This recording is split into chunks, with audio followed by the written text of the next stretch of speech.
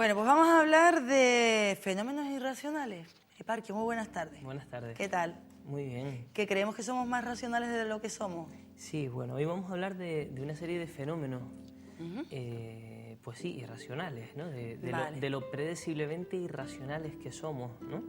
¿Y por qué traemos este tema? Vale. Traemos este tema porque durante muchas décadas, desde diferentes disciplinas que estudian la conducta humana, en algún ámbito, por ejemplo la economía, se ha entendido que se creía, ¿no?, que los seres humanos somos totalmente racionales. Bueno, y realmente desde la Ilustración se ha venido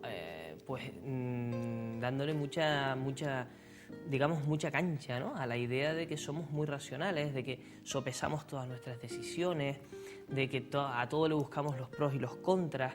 Entonces la psicología ha ido demostrando cómo no somos tan racionales a la hora de tomar nuestras decisiones, Vale. sino hay una serie de fenómenos que son irracionales y que se producen en nuestra conducta. Vale, este tema promete, es súper interesante. Es un tema interesantísimo, Está genial, es un tema sí. interesantísimo, y lo traemos a colación de la publicación de un libro Sí. que se llama Las trampas del deseo. Las trampas del deseo es un libro de un investigador que se llama Dan Ariely, Sí. del MIT, del Instituto Tecnológico de Massachusetts, que dentro del ámbito de la investigación es un instituto muy conocido, ¿no?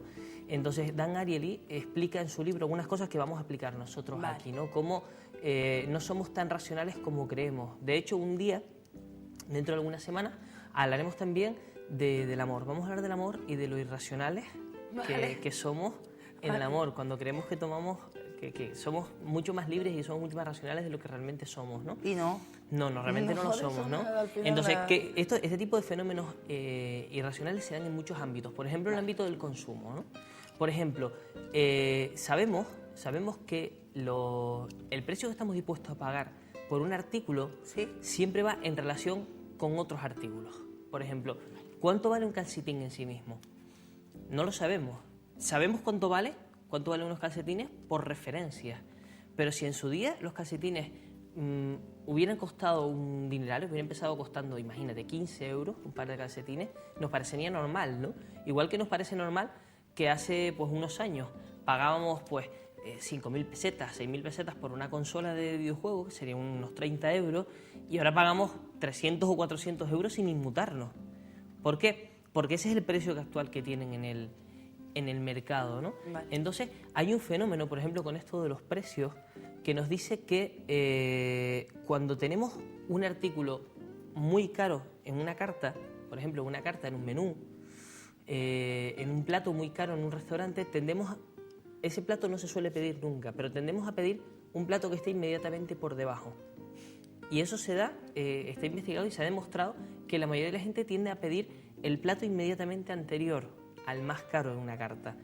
Eso es un fenómeno que racionalmente no tiene sentido, porque si yo voy a un restaurante y me apetece comer carne o pescado o lo que sea, pues comeré en función, teóricamente, si fuera totalmente racional, en función de lo que me apetece.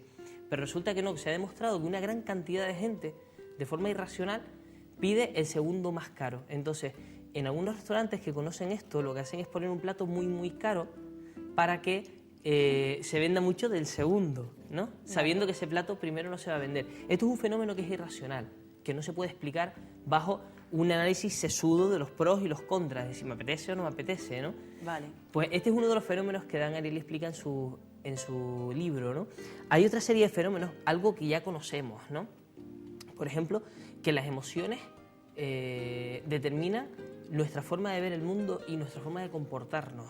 ¿Vale? Esto es una cosa que a priori todos sabemos, ¿no? Entonces, resulta que, por ejemplo, cuando vamos más hambrientos a comprar en un supermercado, compramos mucha más comida en exceso de la que compraríamos si fuéramos saciados de hambre. ¿Qué te parece? Que es verdad. Conclusión, nunca vayan con hambre a un supermercado, Claro. porque se les hace un agujero en la tarjeta de crédito. Parece que cuando es compramos, verdad. compramos como muy racional, Sí, y pero no. no es así. O sea, se ha demostrado que si vamos con hambre a hacer la compra, Sí. acabaremos comprando un montón de cosas, de comida, en exceso, que luego que no habríamos comprado si no fuéramos con hambre, ¿no? Pero si tú le preguntas a cualquier persona de la que está haciendo esa compra si está comprando lo que necesita, te dirá que sí. Claro. ¿Qué me estás diciendo? ¿Que hay algo que me está moviendo a comprar más de lo que necesito? No, esto es lo que necesito. Lo que necesito realmente es digamos, una idea subjetiva, que puede ser mayor si tenemos hambre. Entonces, tenemos, por ejemplo, el fenómeno, algo muy conocido, siempre nos dicen, no tomes decisiones cuando estés en una crisis en tu vida. ¿Por qué? Porque la emoción hace que incluso nuestra percepción de la realidad sea errónea, ¿no? Hay un experimento... Pero espera, que siempre tenemos emociones, Siempre- para arriba, para abajo, entonces siempre es errónea, siempre tenemos emociones. Sí, de alguna forma sí, pero estamos hablando normalmente de emociones muy fuertes. Por ejemplo, cuando estamos muy tristes, cuando estamos muy ansiosos, ¿vale? Por ejemplo, hemos hablado muchas veces de la ansiedad. ¿A qué nos lleva la ansiedad? La ansiedad nos lleva a evitar aquellas cosas, aquellas situaciones que nos ponen nerviosos, que nos provocan miedo. Entonces, realmente, si yo sopeso racionalmente el peligro que hay de montarme en un ascensor o de montarme en un avión, es ínfimo, es tan ínfimo que racionalmente a lo que debería tenerle miedo es a montarme en un coche. Incluso hay un dato que no sé si lo hemos dicho alguna vez, pero que yo lo leí hace cosa de un año y me hizo un montón de gracia, que dice que hay más accidentes, hay más personas que mueren por accidente de burro al año que por accidente de avión. Es verdad, sí. ¿Te acuerdas de eso? Sí. Entonces, Había un spot, ¿te acuerdas?